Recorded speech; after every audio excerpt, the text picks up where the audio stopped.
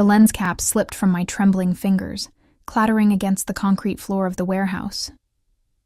I'd been crouched in this position for 47 minutes. I'd counted every single one, waiting for the perfect shot of the supposedly abandoned building that my source insisted was a front for money laundering. My thighs burned with the effort of staying still. My lower back ached from the weight of my camera bag, and the Chicago winter had seeped through my boots until I could barely feel my toes anymore. This was my life now. Hope Martinez, not O'Neill, never O'Neill again. Freelance photographer who specialized in the kind of investigative work that paid just enough to cover rent on a studio apartment in Logan Square, and kept me too busy to think about the past I'd left rotting in Rosary 3 years ago. I retrieved the lens cap, my fingers clumsy with cold, and checked my camera settings for the 100th time. The light was finally right. That perfect golden hour glow filtering through the grimy windows, casting long shadows that would make even this hellhole look almost artistic.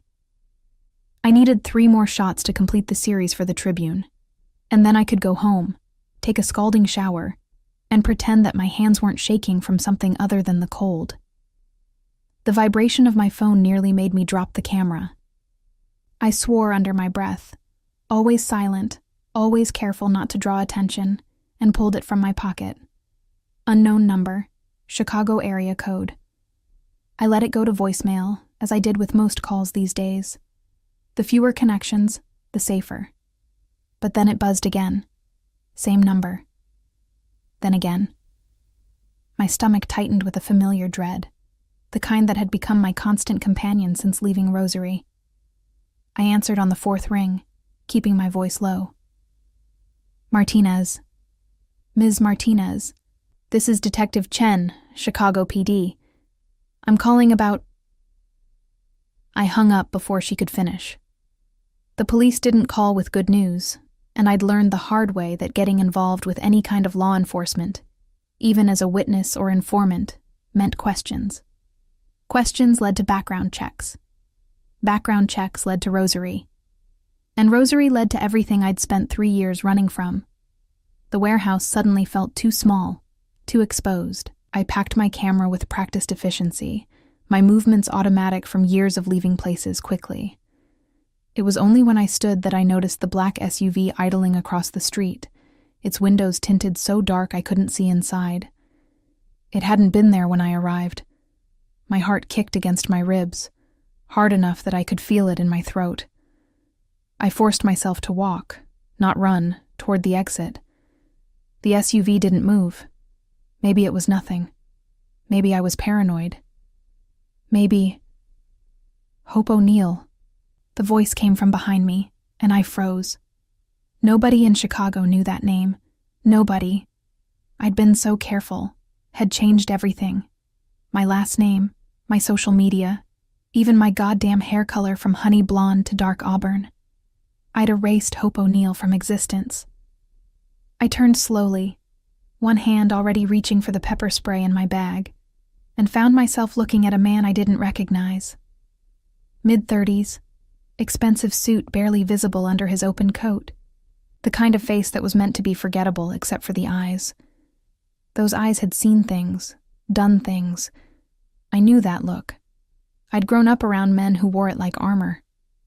"You have the wrong person," I said, my voice steady despite the adrenaline flooding my system. "My name is Martinez." "Sure it is." His smile didn't reach those dead eyes. "Just like Tyler Scott is just another fighter on the circuit, right?" The name hit me like a physical blow. I actually stumbled back a step, my shoulder hitting the brick wall behind me. Tyler. Tyler Scott. The boy I'd loved. The boy I'd destroyed. The boy who was supposed to stay buried in Rosary along with everything else. "I don't know anyone by that name." The lie tasted like ash in my mouth. "That's funny, because he sure as hell knows you." The man took a step closer, and I saw the outline of a gun under his jacket. "In fact, he's been looking for you for a while now, and Tyler Scott. When he wants to find someone, he finds them." My mind raced through possibilities, through escape routes, through the 9 different ways this conversation could end badly. What does he want? To talk. Another step closer. That's all. Just a conversation. And if I don't want to talk? His smile widened, and I saw the threat beneath it. I don't think you understand the situation, Ms. O'Neill. This isn't a request. Tyler doesn't make requests anymore. He makes arrangements. The words hung in the cold air between us, heavy with implication. I thought of the hope I used to be, the girl who'd been fearless, who'd climbed out of her bedroom window at night to meet Tyler in the old textile mill, who'd believed love could conquer anything. That girl was dead. She'd died 3 years ago on a blood-stained concrete floor, holding Tyler's broken body while her grandfather's men stood watch. But the woman I'd become? She knew how to survive. Where? The word came out stronger than I felt. The cage. Tomorrow night. 10 o'clock. Come alone, or don't come at all. He handed me a card. Plain white. Nothing but an address in Pilsen. And Ms. O'Neill? Tyler's not the same kid you left bleeding in Rosary. He's earned his crown. Don't make the mistake of thinking otherwise. He was gone before I could respond, disappearing into the SUV that pulled away so smoothly it might have been a ghost. I stood there in the gathering dusk, the card burning in my hand, and felt the carefully constructed walls of my new life beginning to crack. Tyler was here, in Chicago, looking for me. And he thought I'd left him to die. I made it back to my apartment on autopilot, my camera bag hitting the floor with a thud as I deadbolted the door behind me. The studio was barely bigger than my childhood bedroom had been, just a main room with a kitchenette, a bathroom, and a closet. But it was mine. Safe, anonymous. Or at least it had been until 5 minutes ago. I pulled out my laptop with shaking hands and did what I should have done the moment I left Rosary. I looked up Tyler Scott. The search results made my blood run cold. Tyler Chaos King Scott, undefeated underground fighter, 27 wins, 0 losses, wanted in 3 states for organizing illegal fighting rings, suspected ties to organized crime, last known location, Chicago, Illinois. The photos were worse than the headlines. Tyler, my Tyler, the boy who'd kissed me gentle, who'd held me like I was something precious, stared back at me from the screen with eyes that held nothing but violence. His face was harder, scarred across his left cheekbone and down his jaw. His body had transformed from lean teenage muscle to something altogether more dangerous. He looked like what he'd become. A weapon. I clicked through image after image, each one worse than the last. Tyler covered in blood, his fist raised in victory. Tyler surrounded by men who looked like they ate fear for breakfast. Tyler accepting a championship belt from someone whose face was blurred out, but whose reputation I knew. Marcus the Butcher Volkov, one of Chicago's most notorious crime bosses. My Tyler, except he wasn't mine anymore, was he? He never had been. Not really. The memories came flooding back. The ones I'd spent 3 years trying to drown with work and distance and sheer force of will. Tyler at 17, teaching me how to throw a punch in case I ever needed to defend myself. Tyler at 18, promising me forever under the stars behind the textile mill. Tyler at 19, holding my hand while we made plans to leave Rosary together. To start fresh somewhere, my grandfather's money and influence couldn't reach us. Tyler at 20, dying on the floor while I begged my grandfather to let me call an ambulance, while his men held me back, while the man I loved bled out, because he'd dared to love me back. Except he hadn't died, had he? He'd survived. And now, he wanted to talk. I slammed the laptop shut and pressed my palms against my eyes until I saw stars. Tomorrow night. The cage. Whatever that was, wherever that was, I'd have to face him. Have to look into those cold, violent eyes and explain the inexplicable. Have to make him understand that I'd saved his life the only way I knew how. by breaking his heart. My phone buzzed again. Different number this time, but I just knew. It was connected. I answered it.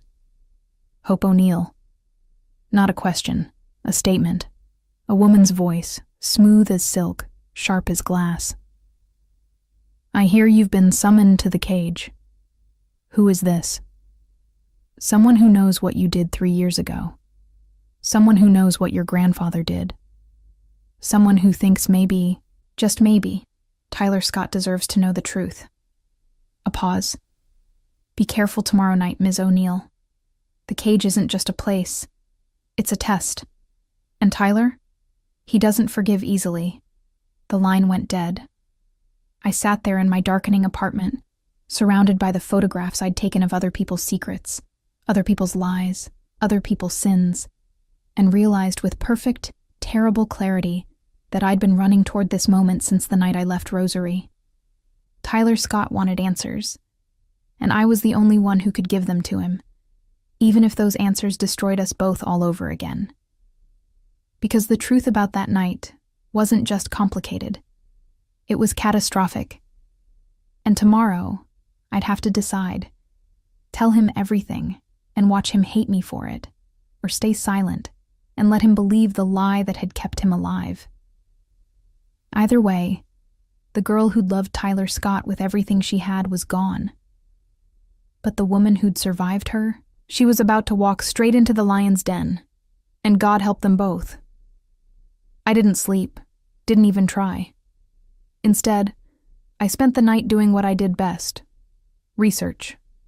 The cage turned out to be exactly what it sounded like: an underground fighting arena in Pilsen, operating out of what used to be a meatpacking plant. The kind of place where money changed hands faster than blood hit the floor, where the rules were simple and brutal, and where Tyler Scott had apparently built his kingdom.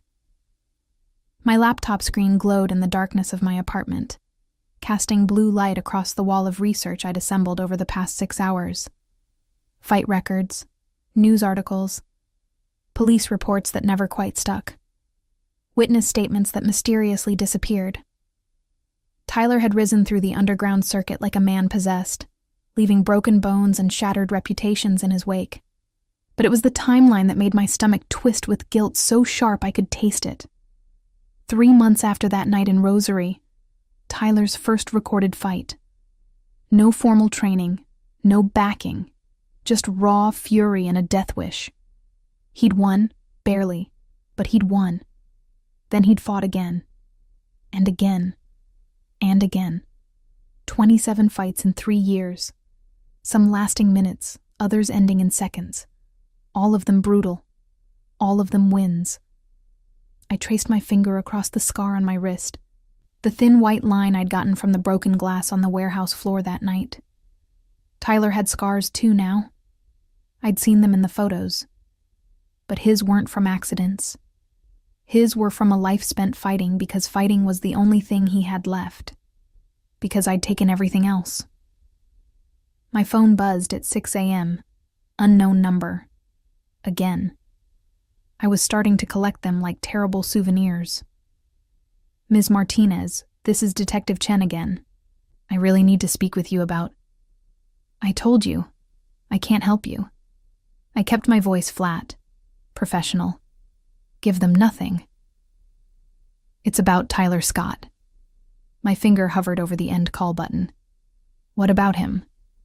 He's dangerous, Ms. Martinez. Or should I say, Ms. O'Neill. A pause, weighted with meaning. Yes, we know who you are. We've known for a while. We just didn't understand the connection until now. Ice flooded my veins. There is no connection. Really? Because our intelligence suggests otherwise. You grew up in Rosary together. You dated for, what was it, 2 years? And then suddenly he's nearly beaten to death and you disappear.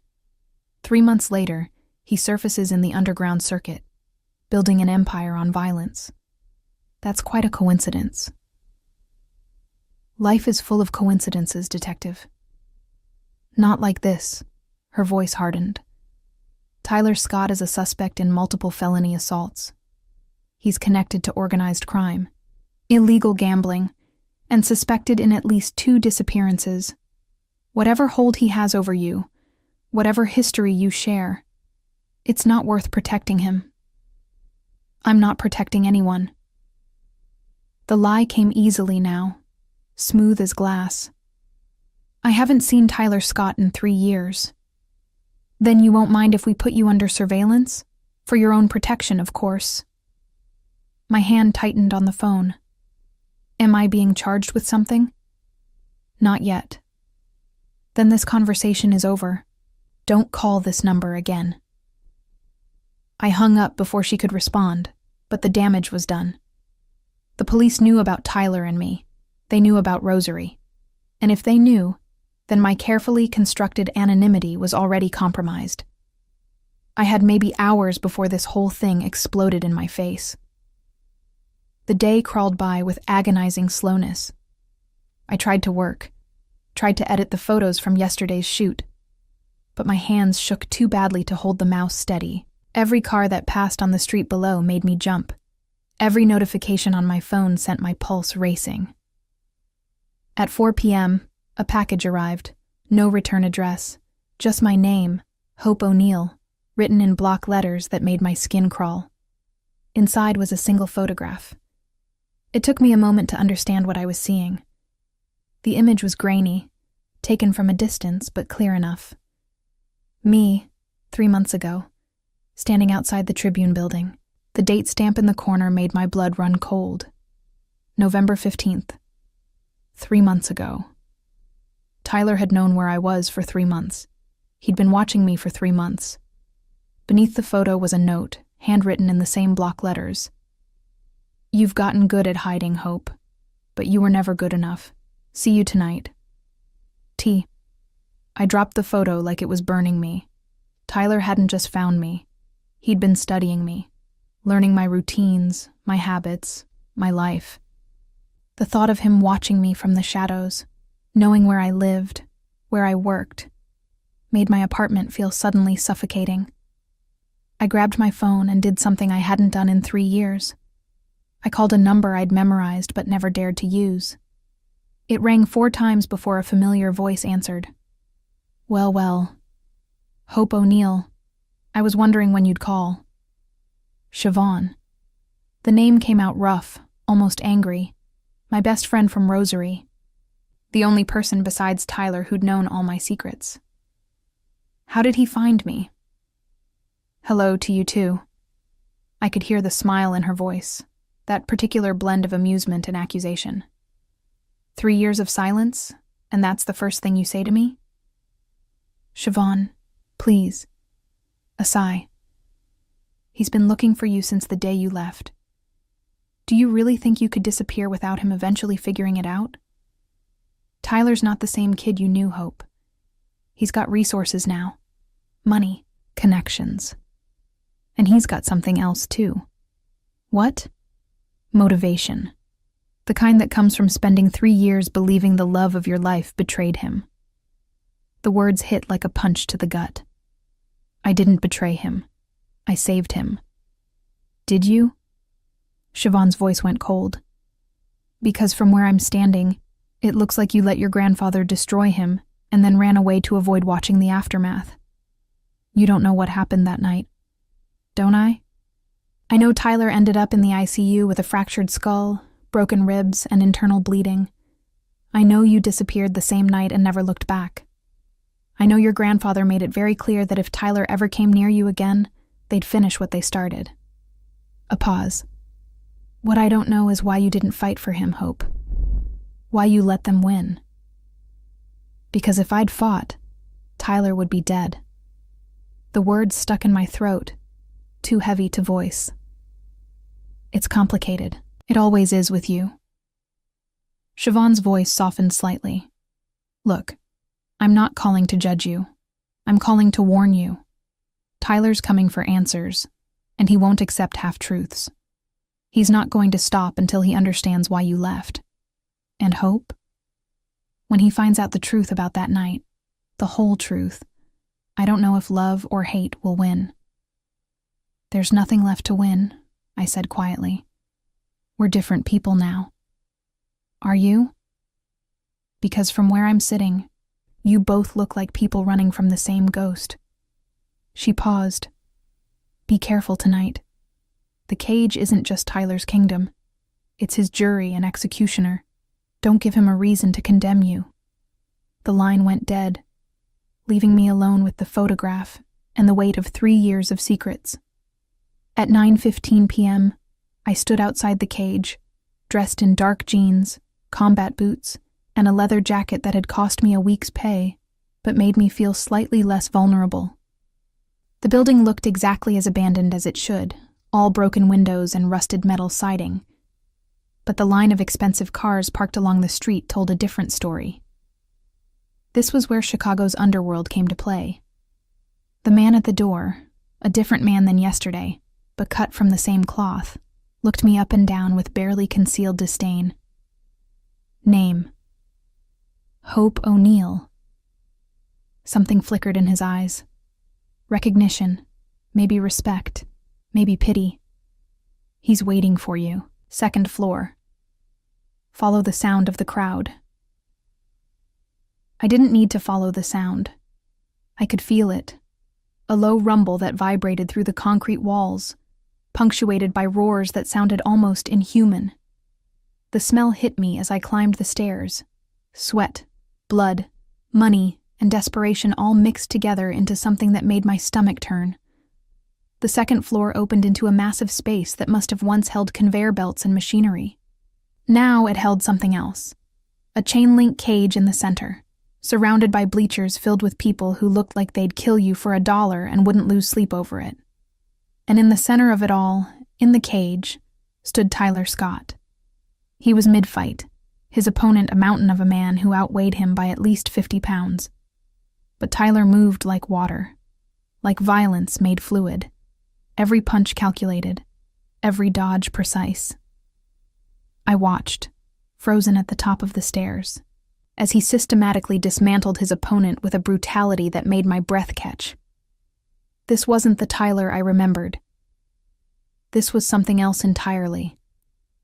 Something forged in pain and rage, and 3 years of believing the worst. The fight ended with Tyler's opponent on the ground, unconscious or dead. I couldn't tell from this distance. The crowd erupted in cheers, money changing hands, adrenaline thick in the air. And then, slowly, deliberately, Tyler turned his head and looked directly at me. Even from across the room, I could feel the weight of that gaze. All that hate, all that hurt, all that history. He stepped out of the cage, his handlers parting like the Red Sea, and began walking toward me. Each step was measured, controlled, a predator closing in on prey that had nowhere left to run. I forced myself to stand still, to not bolt like every instinct screamed at me to do. If I ran now, I'd never stop running. Tyler stopped 3 feet away, close enough that I could see the fresh blood on his knuckles, the old scars on his face, the cold calculation in eyes that used to look at me like I hung the moon. Hope O'Neill, he said, my name sounding like a curse in his mouth. 3 years, and you've barely changed. Still beautiful, still a liar. Tyler, don't. The word cracked like a whip. Don't say my name like you have any right to it. Don't stand there looking at me like you're the victim. We both know what you are. And what am I? I kept my voice steady despite the way my heart hammered against my ribs. His smile was all teeth, no warmth. A coward who ran away rather than face what she'd done. A princess who let her grandfather destroy the man she claimed to love. A ghost who thought she could hide forever. He leaned closer, and I could smell the violence on him, sharp and metallic. But you were wrong about that last part, weren't you? Because I found you. And now we're going to have a conversation about that night. About what really happened. About every lie you told. You think you know what happened? I know enough. I know you stood there and watched while your grandfather's men beat me bloody. I know you left me to die, I know you disappeared without a word, without a call, without a goddamn explanation. His voice dropped to something dangerous, something that made the hair on the back of my neck stand up. What I don't know is why. And you're going to tell me, Hope. You're going to tell me everything. Or I swear to God, I'll make you wish you'd never been born. The threat hung between us, as real as the blood on his hands. And if I refuse? Tyler's smile widened. Then I'll make your new life as hell as you made mine. Every friend, every client, every safe space you've built in Chicago. I'll tear it all down. I'll burn your world to ash, Hope, just like you did mine. He meant it. I could see it in his eyes, in the set of his jaw, in the way his fists clenched at his sides like he was barely restraining himself from putting them through a wall. Or through me. 1 hour, I said, surprised by how steady my voice came out. 1 hour to explain. And then you let me go. Oh, sweetheart. The endearment dripped with venom. I'm never letting you go. Not until I have every answer, every truth, every secret you've been hoarding.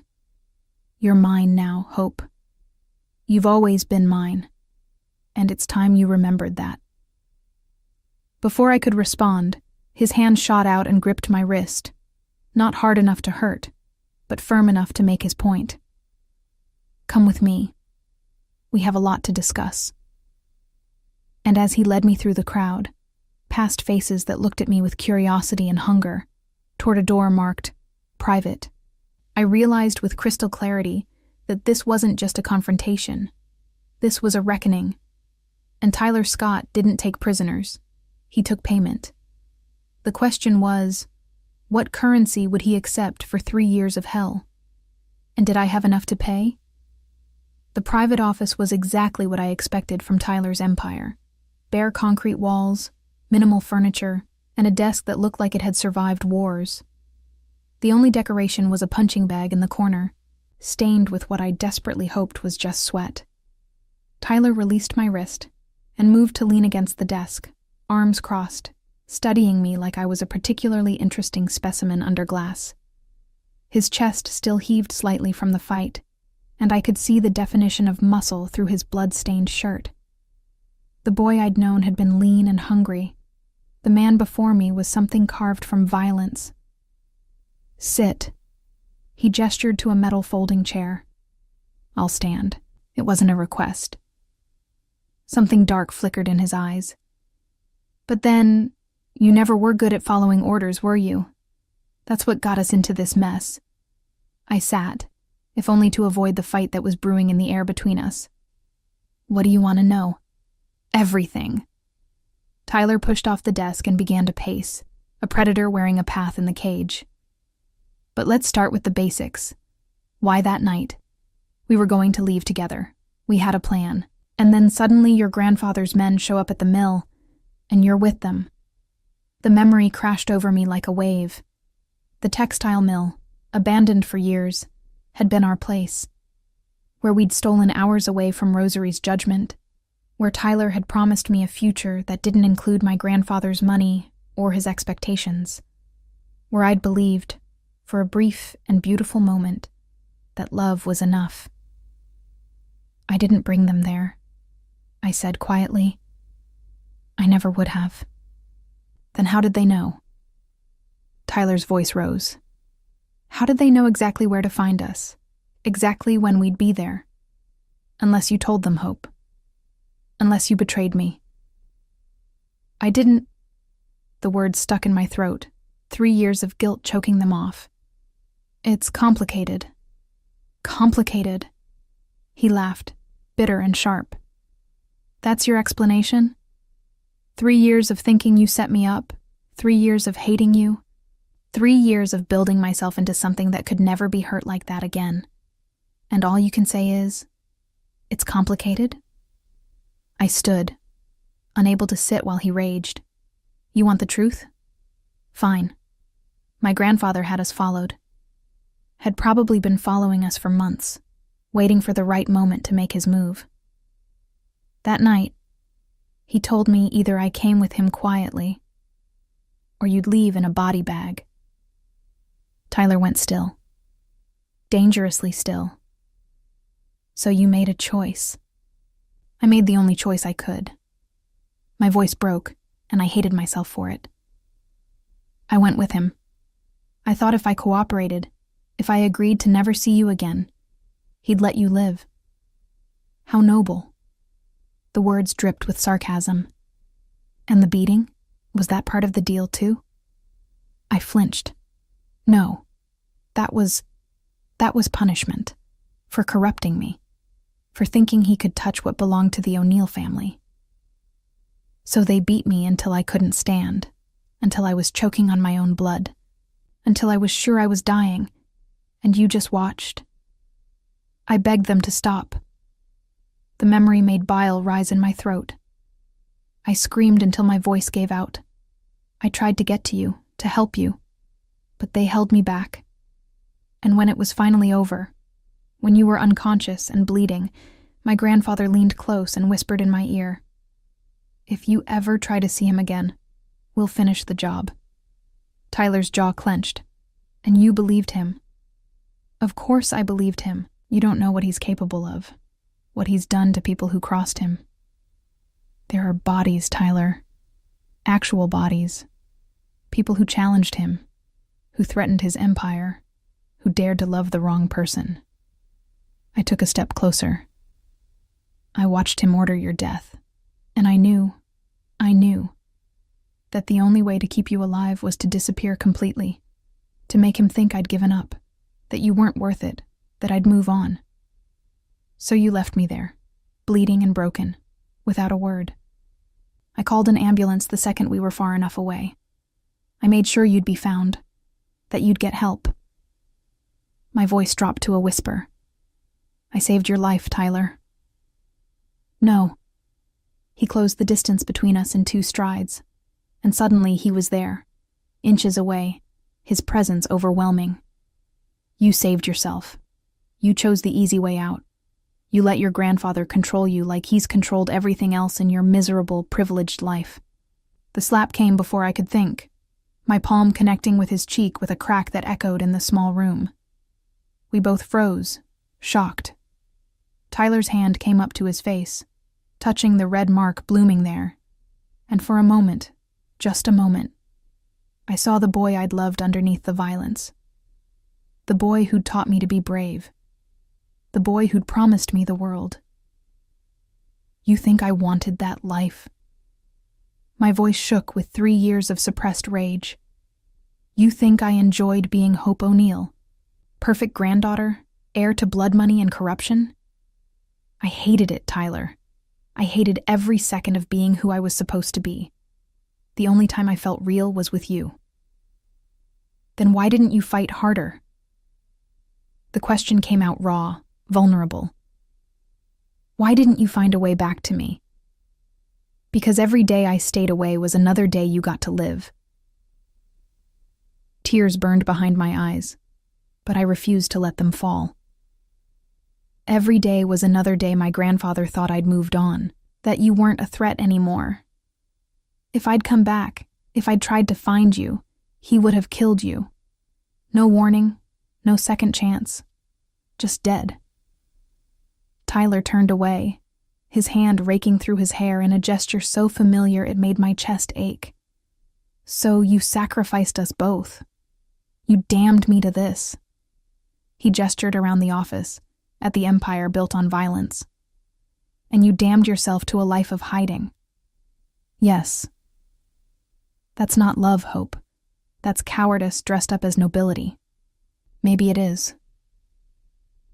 I moved to stand beside him, close enough to feel the heat radiating off him, far enough that we weren't touching. But it kept you alive. And in the end, that was all that mattered to me. He finally looked at me, really looked at me, and I saw the war playing out behind his eyes. Hate and hurt and something else. Something that looked dangerously like the ghost of what we'd been. I built all of this. he said quietly. To become someone your grandfather couldn't touch. Someone powerful enough that if he ever came for me again, I'd destroy him. Someone who could protect you if you ever came back. A bitter laugh. Turns out I built it all for nothing. You were never coming back, were you? I thought about it. The admission cost me. Every single day I thought about calling you, finding you, explaining. But then I'd remember the look on your face when they were beating you. The way you screamed my name, the way the light left your eyes. And I knew that even if you forgave me, even if you understood, we could never go back to who we were. No, Tyler agreed.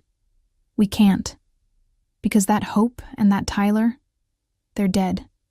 They died in that textile mill 3 years ago. Then what are we now? He turned to face me fully, and the intensity in his gaze made my breath catch. Survivors, ghosts, 2 people who loved each other once and destroyed each other trying to save what we had. His hand came up, hovering near my face but not quite touching. The question is, what do we do now? You tell me. You're the one who brought me here. I brought you here for answers. I got them. His hand finally made contact, fingers trailing along my jaw in a touch that was equal parts gentle and threatening. But answers don't change what happened. Don't erase 3 years of thinking you betrayed me. Don't make me trust you again. I'm not asking you to trust me. I'm not asking for anything. Aren't you? Tyler leaned closer, and I could smell the copper tang of blood, the salt of sweat, the ghost of the cologne he used to wear when we were young. Because it seems to me like you're asking for absolution, for me to tell you that you made the right choice, that sacrificing us was noble, that I forgive you. Do you? The question escaped before I could stop it. Forgive me? Tyler's smile was sad, broken. I don't know yet. Ask me again after I figure out if love or hate wins. The words hung between us, weighted with possibility and threat in equal measure. Before I could respond, his phone buzzed. He pulled away, the moment shattering, and checked the screen. His expression darkened. What? Your grandfather. Tyler turned the phone so I could see the message. Just 5 words, but they made my blood run cold. I know where she is. Terror, sharp and immediate, flooded my system. How did he? Because Rosary isn't the only place he has eyes. Tyler's jaw clenched. And because I wasn't careful enough. I should have known he'd be watching for any sign of you surfacing. What does this mean? Tyler looked at me, and for the first time since I'd walked into the cage, I saw something other than hate in his eyes. I saw the same protective fury that had once made him fight 3 guys who'd insulted me, that had made him promise to keep me safe no matter what. It means, he said slowly, that you're not safe anymore. Not in Chicago. Not anywhere. Unless... He stopped, something calculating crossing his face. Unless what? Unless you let me protect you. Stay close, where I can watch over you, where my people can keep you safe. I laughed, but it came out broken. You mean where you can keep me prisoner, where I can't run again? Can you blame me? Tyler's voice was hard. You ran once. What's to stop you from running again the second things get difficult? I told you why I ran. You told me a story. I still don't know if I believe it. He moved closer, invading my space again, his presence overwhelming. So here's the deal, Hope. You stay with me under my protection until I figure out what to do about your grandfather. And in exchange, you tell me everything. Every secret. Every lie. Every moment of the past 3 years. Complete transparency. And if I refuse? Tyler's smile was all predator. Then you leave here and hope your grandfather's men are feeling merciful. Spoiler alert, they're not. I wanted to argue. Wanted to tell him I didn't need his protection. that I'd been surviving just fine on my own for 3 years. But we both knew it was a lie. Alone, I was vulnerable. With Tyler, I at least had a chance. Even if that chance came with the price of facing everything I'd been running from. Fine. The word came out sharp. But I have conditions. Of course you do. He leaned against the desk again, arms crossed. Let's hear them. I'm not your prisoner. I can leave whenever I want. Denied. You leave when I say you can leave. Tyler, next condition. I gritted my teeth. I get my own space, my own room. You don't get to control every aspect of my life. Granted, though I'll be installing security measures. And you don't get to interrogate me 24/7. I'll answer your questions, but on my terms. Tyler considered this, his gaze never leaving mine. Acceptable, with one addition of my own. What? You don't lie to me, not even by omission. If I ask a question, you answer truthfully. No more secrets, Hope. No more running. He pushed off the desk and closed the distance between us. Can you do that? Can you be completely, brutally honest with me, even if it hurts? Could I? Could I tell him about the nights I'd cried myself to sleep thinking about him? About the ways my grandfather had threatened me to keep me in line? About the guilt that ate at me every single day, knowing Tyler was out there hating me? About the fact that despite everything, despite the violence and the rage and the 3 years of silence, I'd never stopped loving him. Yes, I whispered. I can do that. Then we have a deal. Tyler extended his hand, formal and strange after everything we'd just said to each other. I took it, his palm warm and calloused against mine. The touch sent electricity up my arm, familiar and foreign all at once. Welcome back to hell, Hope O'Neill, Tyler said softly. Let's see if we can survive each other this time. As he led me out of the office, past the crowds that parted for him like he was royalty, toward a future I couldn't begin to imagine, I realized something that should have terrified me, but instead felt almost like relief. I was Tyler Scott's now. Again. Still. Always. And this time, there was nowhere left to run. Tyler's apartment was nothing like I'd imagined. I'd expected cold concrete and minimalist brutality, a space that matched the violence of the cage. Instead, I found myself standing in a converted loft in River North, all exposed brick and floor-to-ceiling windows overlooking the Chicago River. The furniture was expensive but understated. Leather sofas, a kitchen with professional-grade appliances, artwork that probably cost more than my annual salary. It was beautiful, and it felt exactly like what it was, a cage with better decor. Guest room is through there. Tyler gestured to a hallway, his tone clipped and professional, as if we were strangers instead of two people whose histories were so tangled we might never separate them. Bathrooms attached. There's clothes in the closet, various sizes. Something should fit.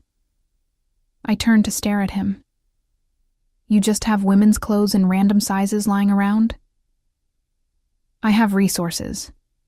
He shrugged, moving to the kitchen and pulling out a bottle of whiskey. When I decided to find you, I prepared for multiple scenarios. This was one of them. The casualness with which he admitted to planning for my return, or my capture, more accurately, should have terrified me.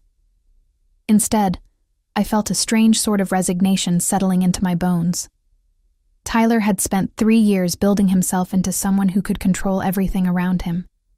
Of course he'd prepared for this. How long have you known where I was? I asked, following him but keeping the kitchen island between us. Safety and distance. 5 months. He poured 2 fingers of whiskey, then a second glass without asking if I wanted one. Took me 2.5 years to track you down. You covered your trail well. New name, new identity, cash-only transactions for the first year. Smart. But not smart enough. Nobody's that smart. He slid 1 glass across the counter toward me. I have people everywhere, Hope. In the DMV, in banks, in police departments. Someone eventually slips. Someone always does. I didn't touch the whiskey. 5 months. You've been watching me for 5 months and only now decided to make contact? I needed to be sure. Of what? Tyler's eyes met mine over his glass. That you weren't bait. That your grandfather hadn't planted you in Chicago, waiting for me to surface. That you were really trying to hide from him and not from me. The implication stung. You thought I was working with him? I thought a lot of things. He drank, the movement smooth and practiced.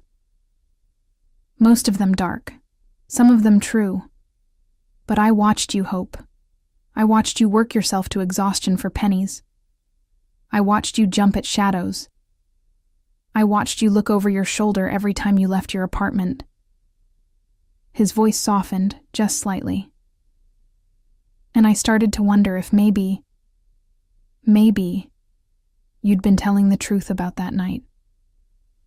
Something twisted in my chest, painful and hot. But you still don't believe me. I believe pieces of it. Tyler set down his glass with deliberate care. I believe your grandfather threatened me. I believe you were scared. What I don't believe is that running was the only option. What I don't believe is that you couldn't have found another way. There was no other way. There's always another way. His voice hardened. You just weren't brave enough to find it. The accusation landed like a physical blow. I grabbed the whiskey and drank it in one burning swallow, needing something, anything, to push down the rage and guilt and grief all warring inside me. You don't get to judge me for the choices I made to keep you alive. Don't I? Tyler moved around the island, closing the distance between us with that predatory grace I was starting to recognize. You made those choices without consulting me, without giving me a say in my own life. You decided what I could handle, what I deserved to know, and then you left me to figure it out alone. Because you would have done something stupid and gotten yourself killed. Maybe. He was close enough now that I could see the flecks of gold in his gray eyes, could smell the whiskey on his breath. Or maybe I would have found a way to protect us both. But we'll never know, will we? Because you didn't trust me enough to try. The truth of it hit me like a sledgehammer. He was right. I'd made every decision based on fear. Fear of my grandfather, fear of what he'd do, fear of losing Tyler. But in trying to save him, I'd taken away his agency, his choice, his right to fight for us. I'm sorry.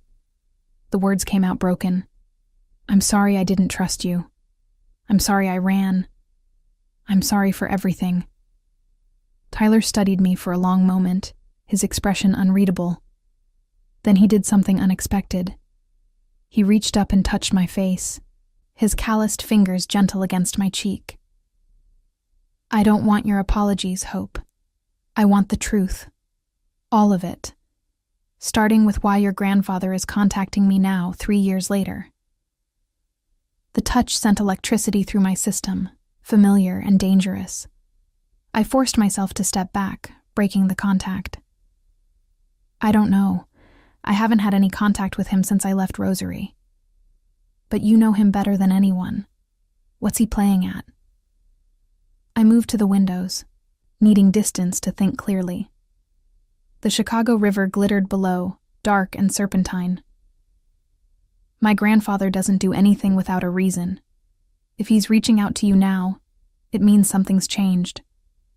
Something that makes me valuable again. Like what? I wrapped my arms around myself, suddenly cold despite the heated apartment. I don't know, but whatever it is, it's not good. For either of us. Tyler's phone buzzed. He checked it, his expression darkening. Speaking of not good. He turned the screen toward me. It was a photo. Me, walking into my apartment building 2 weeks ago. The angle suggested it had been taken from a car across the street. Below the image was a message. Beautiful granddaughter you have, O'Neill. Would be a shame if something happened to her. We should talk. MV. Who's MV? I asked, though something about the initials made my stomach clench with recognition. Marcus Volkov. Tyler's jaw tightened. The butcher. Chicago's most charming sociopath and my current employer. The name sent ice through my veins. Marcus Volkov was a legend in criminal circles. Russian mob, suspected in dozens of murders, untouchable by law enforcement. You work for him? I fight in his arena. He takes a cut. I get protection and resources. Tyler's eyes never left the phone. But this is him making a move, reminding me that he knows about you, that he could get to you if he wanted. Why would he care about me? Because he knows what you mean to me.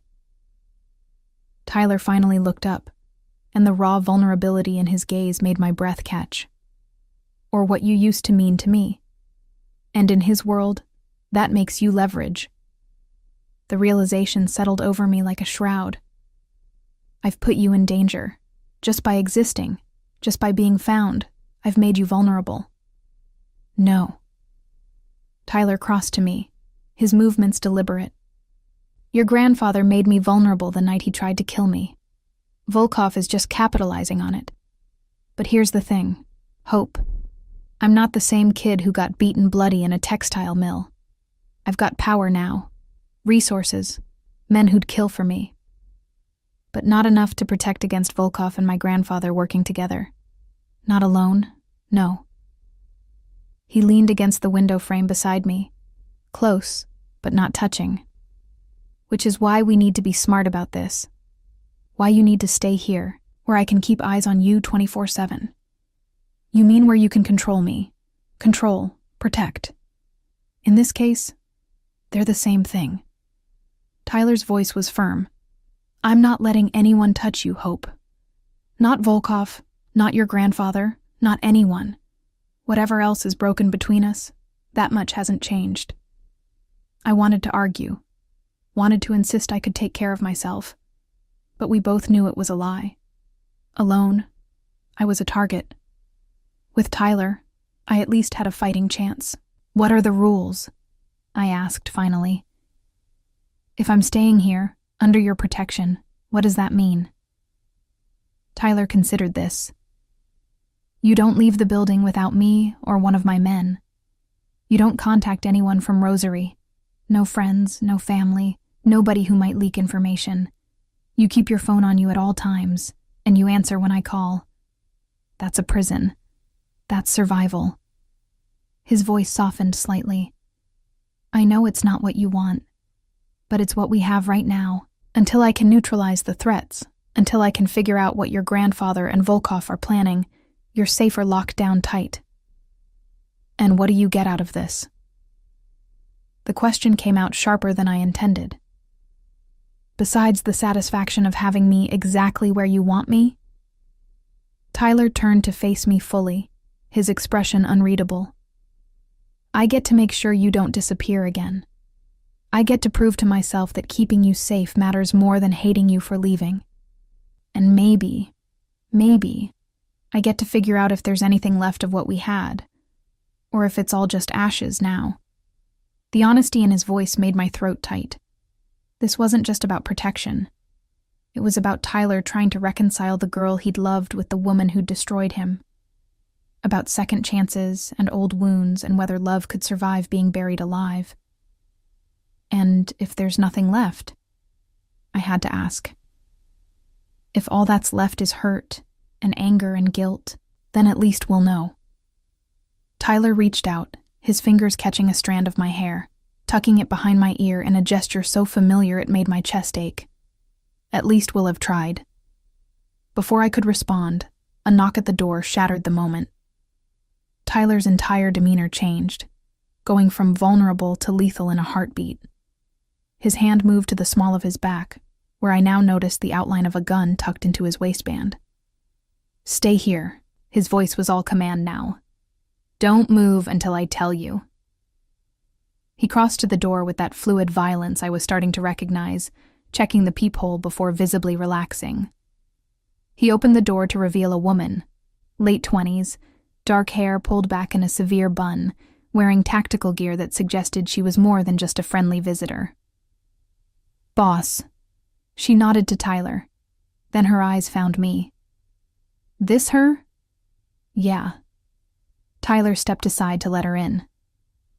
"Hope, this is Sienna. She's head of my security detail. She'll be coordinating your protection." Sienna looked me up and down with the kind of assessment that made me feel like a piece of equipment being evaluated. "Volkov's already got people watching the building. I've got counter surveillance in place, but we need to move her to a more secure location." "No." Tyler's voice was firm. "She stays here. Beef up security if you need to, but I want her where I can see her." Something passed between them. Some unspoken communication I wasn't privy to. Finally, Sienna nodded. "Your call. But if this goes sideways, it won't." After Sienna left with orders to triple the security detail, Tyler turned back to me. The vulnerability from before was gone, replaced by the hardened fighter I was coming to know. "Get some rest. Tomorrow we start planning our next move." "What move?" His smile was cold. "The one where I remind your grandfather and Volkov exactly why they should fear me. The one where I prove that Hope O'Neill isn't leverage. She's off limits. The one where I burn down anyone who tries to touch what's mine." The possessiveness in his voice should have terrified me. Instead, it sent a shiver down my spine that had nothing to do with fear. "I'm not yours, Tyler." He crossed to me, close enough that I had to tilt my head back to meet his eyes. "Keep telling yourself that, sweetheart. But we both know it's a lie.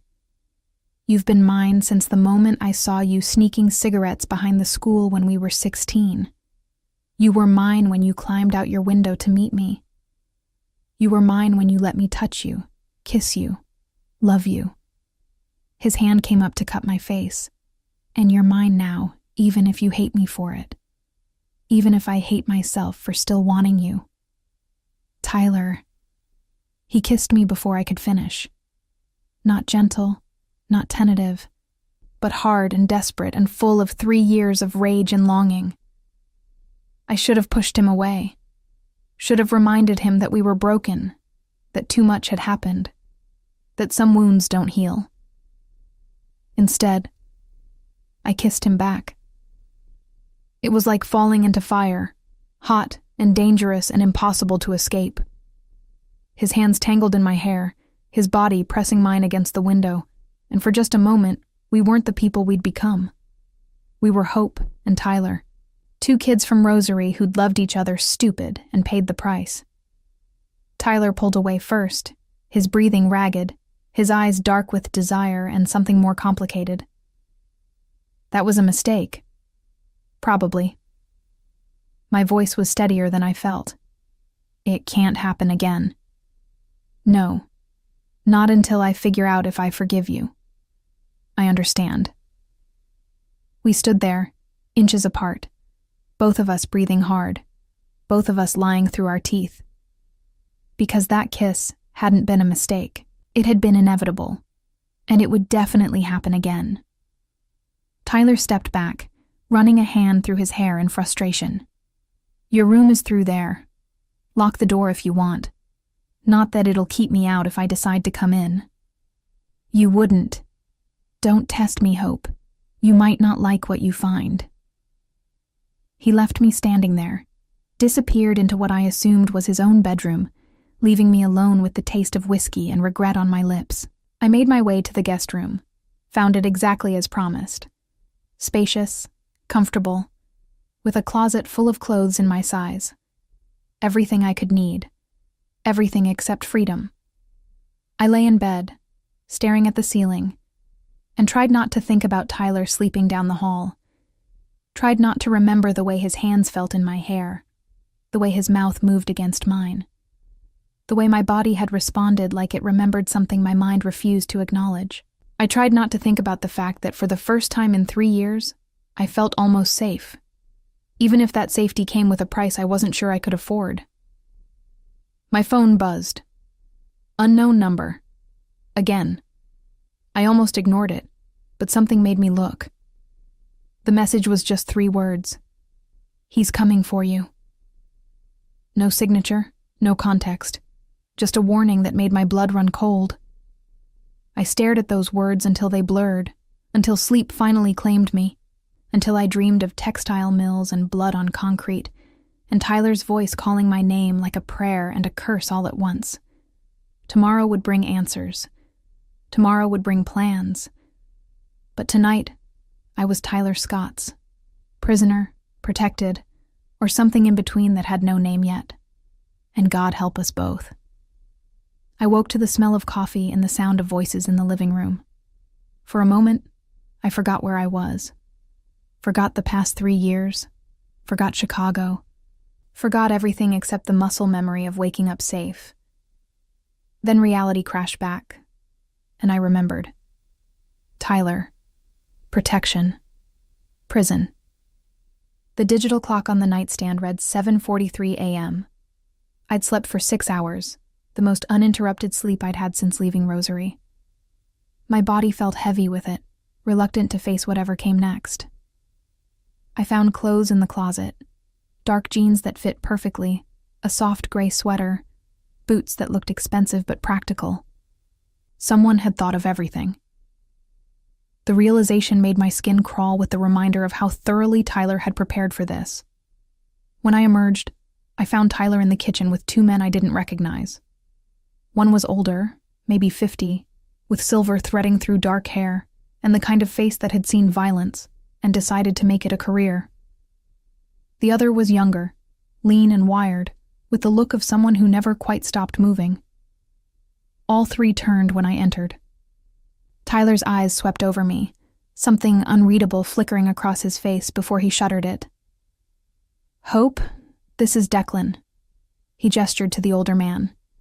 He handles my business interests, and that's Connor, my second at the cage. Declan extended a hand, his grip firm but not aggressive. Ms. O'Neill, I've heard a great deal about you. Nothing good, I'm sure. His smile was slight. Nothing simple, certainly, but Tyler's business is his own. Connor just nodded, his eyes sharp and assessing. I got the distinct impression he was cataloging my weaknesses, figuring out how quickly he could take me down if necessary. It should have scared me. Instead, it reminded me of my grandfather's men. All business, no sentiment. I'd grown up around predators. I knew how to move among them. Coffee? Tyler offered, already pouring before I could answer. He handed me a mug, our fingers brushing in the exchange. The touch sent electricity up my arm, unwelcome and unavoidable. We were just discussing your grandfather, Declan said, pulling up something on his tablet. Interesting man. Patrick O'Neill.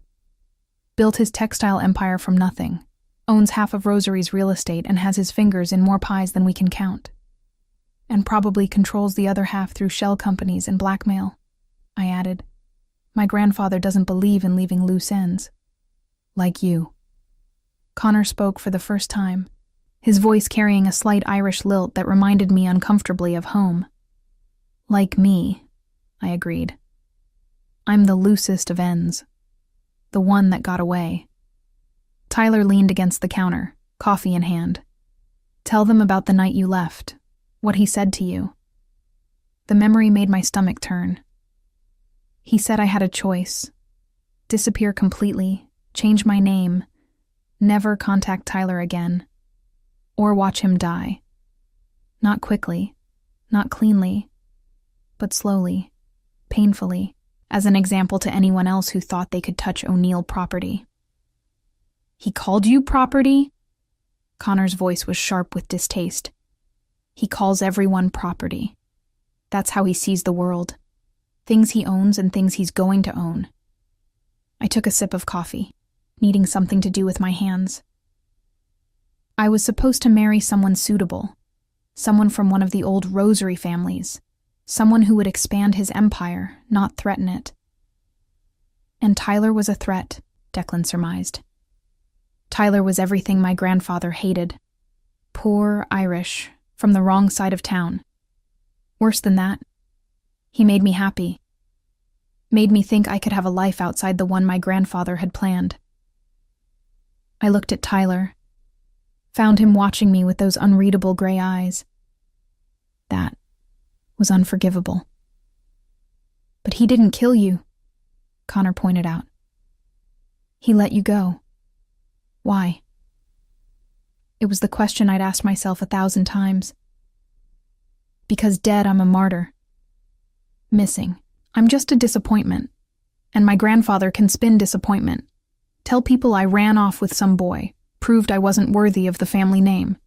It protects his image better than a funeral would. Tyler set down his coffee with deliberate care. Show them. I knew what he meant. The texts. The proof that my grandfather hadn't just let me go. He'd been tracking me this whole time, waiting for the perfect moment to reel me back in. I pulled out my phone, scrolled to the messages I'd been receiving for months. They started innocuous enough. Hope, come home, all is forgiven. Then darker. You can't hide forever. Chicago suits you, but winter's coming. I always know where my family is. And finally, from 2 days ago, Tyler Scott. Interesting choice. I suppose history does repeat itself. Declan studied the messages, his expression grim. He's been watching you both, probably for months, which means he knows you're together. Connor looked between us, which means this is exactly what he wanted. The realization hit me like ice water. It's a trap. He wanted me to find Tyler, wanted us together so he could, what? Finish what he started. Or use you against each other. Tyler's voice was hard. If he can make me choose between protecting you and protecting my empire, he wins either way. Then we don't let him make us choose. The words came out stronger than I felt. We end this, once and for all. How? Connor asked. The man's untouchable. He's got judges, cops, politicians. Everyone in Rosary is either bought or scared. Not everyone. I met Tyler's eyes. There's one person who might help us. Someone who knows where all the bodies are buried because she helped bury them. Understanding dawned on Tyler's face. Siobhan. My best friend. My grandfather's goddaughter. The one person who'd been caught between loyalty to family and loyalty to me. The one person who might know enough to take him down. She won't betray him, Tyler said. But I heard the question underneath. She might, if she thought it would save me. I pulled up her number, stared at it like it was a loaded gun. 3 years ago, she helped me disappear. She drove me to the bus station, gave me cash, told me to never look back. Maybe she's been waiting for me to come back and fight. Or maybe she's been reporting to your grandfather this whole time, Connor warned. That's a hell of a risk. Everything about this is a risk.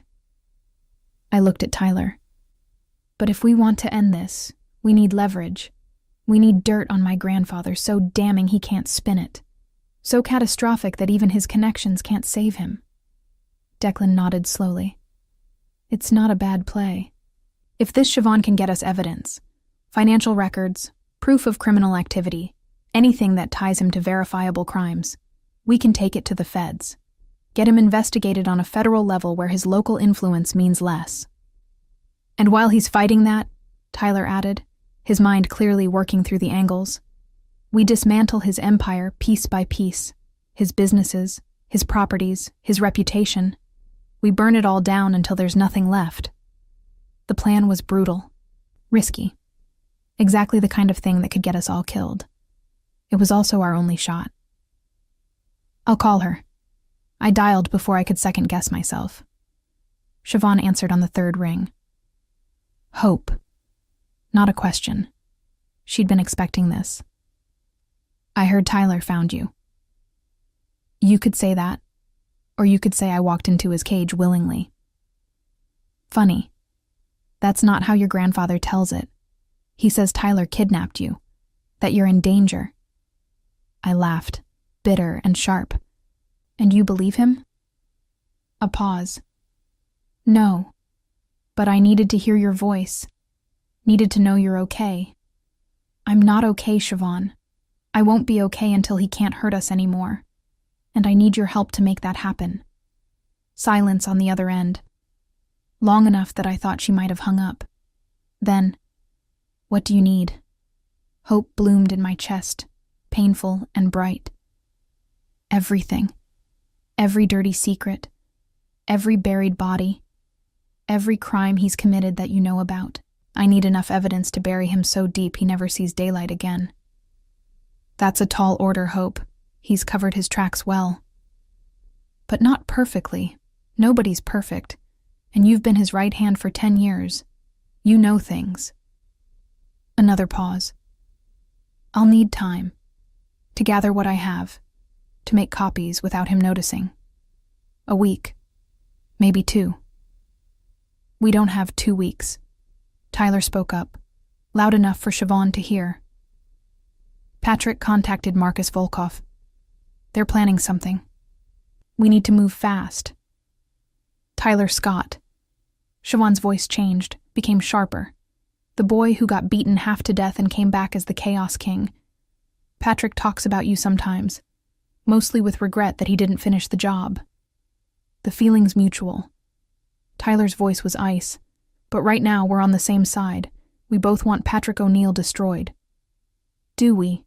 Siobhan asked. Or do you just want Hope back, and this is the price you're willing to pay? The question hung in the air, heavy with implication.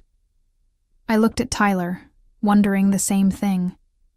Was this about justice? Or was it about possession? About proving he could protect what was his?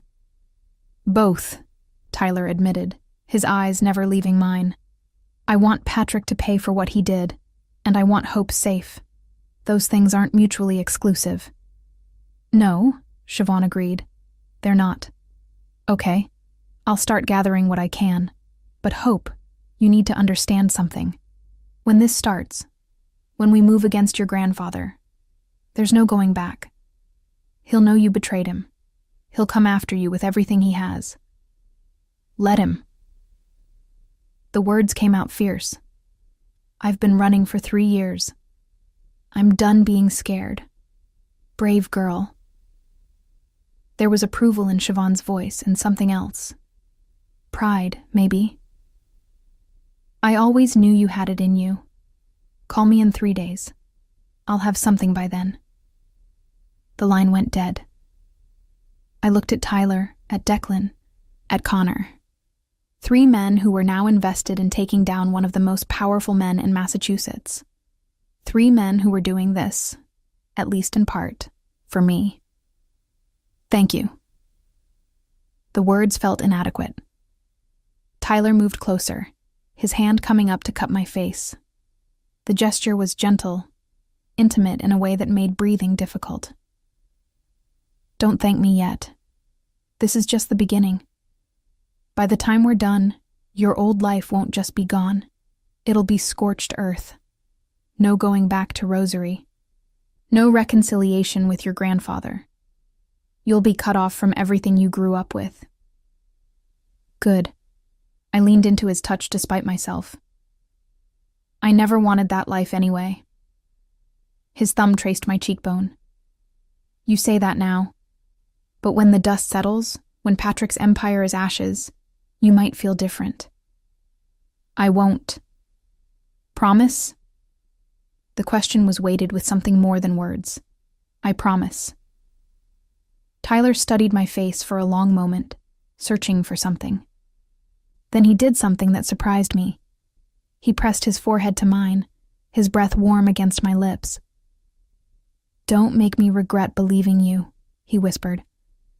I can't survive being wrong about you twice. Before I could respond, his phone rang. He pulled away, checked the screen, and every muscle in his body went tense. It's Volkov. The room went silent. Tyler answered on speaker. Tyler, my boy. Marcus Volkov's voice was smooth, cultured, with just a hint of a Russian accent. I hear you've acquired something valuable. Or should I say someone? I don't know what you're talking about. Don't insult my intelligence. Hope O'Neill, Patrick's wayward granddaughter, the girl who ran away from home and broke your heart. A pause. I must say, I admire your dedication. 3 years of looking for her. That's true love, or true obsession. Sometimes it's hard to tell the difference. Tyler's jaw clenched. What do you want, Marcus? What I always want. Opportunity. See, Patrick contacted me with a proposition. He wants his granddaughter back, wants to have a conversation with her about family loyalty, and he's willing to pay handsomely for her safe return. My blood ran cold. Tyler's eyes found mine, dark with barely controlled rage. She's not for sale. Everything's for sale, Tyler. Even loyalty. Even love. Volkov's voice hardened. But I'm a reasonable man. Instead of taking Patrick's offer, I'm giving you a chance to make a counteroffer. What's Hope O'Neill worth to you? The question hung in the air, poisonous. Name your price. Interesting. I could hear the smile in Volkov's voice. How about this? You fight for me. 5 matches. 5 opponents of my choosing. You win them all. Hope stays with you, and Patrick gets nothing. You lose even one, and she goes back to Rosary. No. The word exploded from me. Tyler, don't. He held up a hand, silencing me. And if I refuse to fight? Then Patrick's men come for her tonight, and I won't stop them. In fact, I'll help them. After all, I'm a businessman. I go with the highest bidder. Tyler's expression was murderous. 5 fights, all wins, and Hope stays with me permanently. No more deals, no more offers. She's off limits. Agreed. First fight is tomorrow night.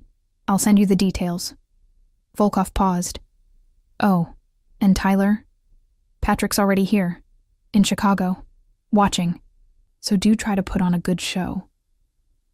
The line went dead. The room erupted, Connor swearing in Gaelic, Declan already pulling up fight records, strategizing. Tyler standing perfectly still, his hands clenched into fists, violence radiating off him in waves. And me, realizing with crystal clarity that this had been the plan all along. My grandfather had orchestrated everything, Tyler finding me, Volkov's involvement, the fights. All of it designed to either break Tyler or bring me back under his control. We can run, I said desperately. Leave Chicago. Leave the country. Start over somewhere he can't find us. There is nowhere he can't find us. Tyler's voice was flat. You know that. He found you once. He'll find you again. Then what do we do? Tyler turned to look at me, and the determination in his eyes was absolute. I fight. I win. And then we destroy him together. Tyler? No. He crossed to me, his hands gripping my shoulders. No more running, Hope. No more hiding. We end this, once and for all, even if it kills me. That's what I'm afraid of. My voice broke. I can't watch you die for me. Not again. You won't. His grip gentled, became almost tender. Because I'm not that kid anymore. I'm the Chaos King. I'm undefeated, and I don't lose. But even as he said it, I saw the flicker of doubt in his eyes. Because 5 fights in quick succession, against opponents Volkov would choose specifically to break him, those were suicide odds, and we both knew it. My grandfather was betting that Tyler's love for me, or his hate, it didn't really matter which, would make him vulnerable, would make him reckless. And standing there, with Tyler's hands on my shoulders and his gray eyes full of determination and desperation, I realized something terrible. My grandfather might be right. The first fight came 24 hours later. Not enough time to prepare, not enough time to strategize, barely enough time to breathe. That was the point. Volkov wanted Tyler exhausted, rattled, vulnerable. He wanted him to break. I stood at the edge of the cage, pressed against the chain-link fence, watching Tyler warm up. His body moved with lethal precision. Jab, cross, hook, uppercut. Each punch a promise of violence. But I could see the tension in his shoulders, the way his jaw clenched between combinations. He was scared. Not of the fight, of losing me. He's going to get himself killed. Sienna appeared beside me, her expression grim. Volkov's first opponent is Sergei Volkov, Marcus's nephew, ex-Spetsnaz, killed 3 men in the ring before they banned him from sanctioned fights. My stomach turned. Tyler can beat him. Maybe, if he's lucky, if he doesn't make mistakes. She turned to look at me. But you're a distraction, Hope, and distractions get people killed in that cage. Then what am I supposed to do? Leave. That's exactly what you're supposed to do. The voice came from behind me. I spun to find my grandfather standing there, flanked by 2 of his men.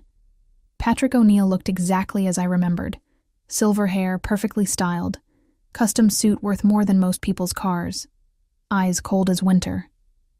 Come home, Hope. End this before Tyler gets hurt.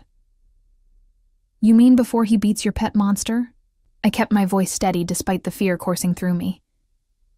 Because that's what this is really about, isn't it?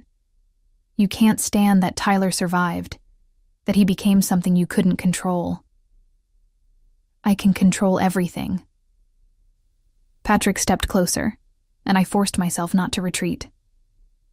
Including you. You think Tyler Scott can protect you? He's 1 fight away from the hospital, maybe the morgue. All because you're too stubborn to accept your place. My place? Rage flooded through me, hot and cleansing. My place is wherever I choose it to be. Not in Rosary, not under your control. Never again. Patrick's smile was thin, cruel. We'll see. Tyler has 4 more fights after this one, and each one gets harder. Each one pushes him closer to breaking. How long do you think his love can sustain him, Hope? How long before he realizes you're not worth dying for? The words hit like physical blows. Before I could respond, the bell rang. Tyler's first fight was starting. Sergei Volkov was a monster. 6'5", 250 pounds of muscle and bad intentions. He moved like something prehistoric, all power and rage. The crowd roared as he entered the cage, bloodlust thick in the air. Tyler looked small by comparison. Lean where Sergei was massive. Quick where Sergei was brutal. But I'd seen Tyler fight before. Knew what he was capable of when everything was on the line. The fight started with Sergei charging forward like a bull. Tyler sidestepped, landing a quick combination to the ribs. Fast, precise. But Sergei barely flinched. He swung a haymaker that would have decapitated Tyler if it had connected. Tyler ducked, came up with an uppercut that snapped Sergei's head back. Blood. First blood. The crowd went wild, but Sergei just smiled. What followed was 3 rounds of the most brutal violence I'd ever witnessed. Sergei was a wrecking ball, each punch capable of ending the fight. Tyler was lightning, darting in and out, landing shots, avoiding the worst. But avoiding wasn't enough. He needed a knockout. Needed to prove he could still win when everything mattered. In the 3rd round, Tyler took a hit. A glancing blow to the temple that sent him staggering. Sergei smelled blood, pressed forward. The crowd was screaming. My grandfather was smiling. And Tyler. Tyler looked at me through the chain-link fence, our eyes meeting across the chaos. I saw the question there. Is this worth it? Are you worth it? I nodded. Once. Firm. Tyler's expression hardened. He planted his feet, stopped retreating, and met Sergei's charge head-on. It was suicide. It was beautiful. Tyler slipped inside Sergei's guard, landed a brutal combination to the body, then came up with a hook that caught Sergei perfectly on the jaw. The giant went down like a felled tree. The referee counted. 10 seconds that felt like eternity. When he hit 10, the cage erupted. Tyler had won. He stumbled to the fence where I stood, blood running from a cut above his eye, his face already swelling. "One down," he said, his voice rough. "4 to go." "Tyler, don't." He pressed his forehead against the fence, as close as we could get with the chain link between us. "Don't tell me to stop. Don't tell me it's not worth it. I'm seeing this through." "I know." I reached through the fence, my fingers finding his. "Just don't die. Please don't die." "Not planning on it." He squeezed my hand, then pulled away as his team surrounded him, already preparing for the next fight. I turned to find my grandfather gone, but I knew he'd be back. He always came back. The next 3 fights happened over 3 nights, each one more brutal than the last. Volkov chose his opponents carefully, a submission specialist who nearly snapped Tyler's arm, a Muay Thai champion who turned Tyler's ribs into a kaleidoscope of bruises, a ground-and-pound wrestler who almost choked him unconscious. Tyler won them all, barely, bloodied and broken but still standing. By the 5th fight, he could barely walk without wincing. His face was a mess of cuts and bruises. His body was held together by tape and painkillers and sheer stubbornness. And still, he fought. The 5th opponent was the worst. Connor, the Reaper, McGrath. A fighter Tyler knew, had trained with, had considered a friend. Volkov's final cruelty, making Tyler destroy someone he cared about to keep me. I watched from the same spot I'd occupied for 4 nights, my hands gripping the fence until my knuckles went white. Connor entered the cage, his expression apologetic. He didn't want this fight any more than Tyler did. But the cage didn't care about want, only about blood. The fight was different from the others. Slower, more painful. 2 men who knew each other's styles, each other's weaknesses. Connor could have ended it early, could have gone for the kill. He didn't. He gave Tyler chances, openings. But Tyler was too exhausted to take them, too damaged, too broken. In the 3rd round, Connor had Tyler mounted, fists raining down. The referee was watching closely, ready to call it, and I saw Tyler's eyes, saw him considering just letting it end, letting Connor win, letting me go back to my grandfather because at least then this would stop. I couldn't let that happen. "Tyler!" I screamed his name over the roar of the crowd. "Tyler, look at me!" His eyes found mine through the blood and sweat and pain. "I love you!" The words tore out of me. 3 years of suppressed truth finally breaking free. "I love you, and I'm not going anywhere. So get up and finish this." Something changed in Tyler's face. Some last reserve of strength, of will, of pure, stubborn refusal to quit. He bucked Connor off, scrambled to his feet, and when Connor came at him again, Tyler was ready. The knockout came 30 seconds later. Clean. Final. Devastating. Tyler had won all 5 fights. The cage went silent as the implication sank in, then erupted into chaos. Money changing hands, accusations of fixing. Volkov's face was thunderous. And my grandfather was already moving toward the exit, his men around him. "Stop him!" I grabbed Sienna's arm. "Don't let him leave." But it was too late. Patrick O'Neill disappeared into the Chicago night, taking his threats with him. Tyler stumbled out of the cage and into my arms. I caught him, both of us sinking to the floor as his legs gave out. "Did I win?" His voice was slurred, concussed. "Tell me I won." "You won." Tears streamed down my face. "You won everything. All 5. You're done." "Good." He slumped against me. "'Cause I can't fight anymore. Not tonight. Maybe not ever." "You don't have to." I held him tighter. "You proved your point. Now let me get you help." Declan appeared with a medical team. They took Tyler, and I followed, refusing to let go of his hand even as they loaded him into an ambulance. We rode to the hospital in silence, Tyler drifting in and out of consciousness, me counting every breath to make sure he was still alive. 3 days later, Tyler was released. Concussion, cracked ribs, torn ligaments, but nothing permanent. Nothing that wouldn't heal. We returned to his apartment to find Siobhan waiting. "I have it." She held up a flash drive. Everything. Every crime. Every payoff. Every buried body. Enough to put Patrick away for life. I took the drive with shaking hands. "How did you—" "He trusted me." Siobhan's smile was bitter. "That was his mistake. I've been documenting everything for years, waiting for someone to be brave enough to use it. Turns out that someone is you."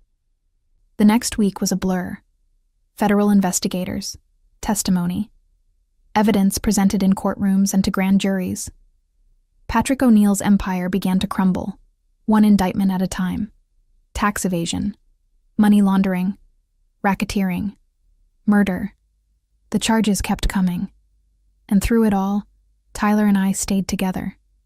Not as lovers, not yet. Too much was still broken between us, but as allies, as partners in the destruction of everything that had tried to destroy us. Patrick was arrested on a Tuesday morning. I watched it happen from a federal building in Boston, standing beside Tyler, his arm in a sling, but his presence steady. My grandfather looked smaller in handcuffs. Diminished. Just a man, after all, not the monster he'd convinced everyone he was. He looked at me as they led him past. "You've made a terrible mistake, Hope. You'll regret this." "No," I said quietly. "The only thing I regret is not doing it sooner." 3 months later, I stood in Tyler's apartment, our apartment now, watching snow fall over Chicago. The cage had closed. Volkov had disappeared, either arrested or fled. Tyler's empire of violence had crumbled, and he'd let it go without a fight. We were broke, relatively speaking. Tyler had some savings. I had my photography. We had each other. It was enough. "You're thinking too loud." Tyler came up behind me, wrapping his arms around my waist. The physical therapy had worked. His ribs had healed. The bruises had faded. But the scars remained. Visible and invisible both. "I'm thinking about the future." I leaned back against him. "About what we do now. Now we live." His breath was warm against my neck. "We figure out who we are when we're not running or fighting or surviving. We try to build something real. And if we can't, then we try anyway." He turned me to face him, his hands cupping my face. "I meant what I said in that cage, Hope. I love you. I never stopped. But I don't know if that's enough. If love can survive everything we've put it through. Then we find out." I rose on my toes, pressing my lips to his. The kiss was gentle, tentative, nothing like the desperate claiming from before. This was a question, not a demand. A beginning, not an ending. When we pulled apart, Tyler smiled. Really smiled. The first genuine smile I'd seen from him since I'd walked into the cage all those weeks ago. "Okay," he said simply. "Let's find out." And so we did. Day by day. Mistake by mistake. Slowly learning how to love each other without the pressure of survival, without the weight of violence, without anything except the choice to keep choosing each other. It wasn't easy. Some days were harder than others. Some nights I woke up screaming from nightmares of textile mills and blood. Some nights Tyler couldn't sleep at all, his body remembering the cage even when his mind tried to forget. But we survived each other. Again. Still. Always. Because the king of chaos had learned that some debts could only be paid with truth. And the girl who'd run away had finally learned to stand her ground. Together, we were stronger than we'd ever been apart. And that would have to be enough.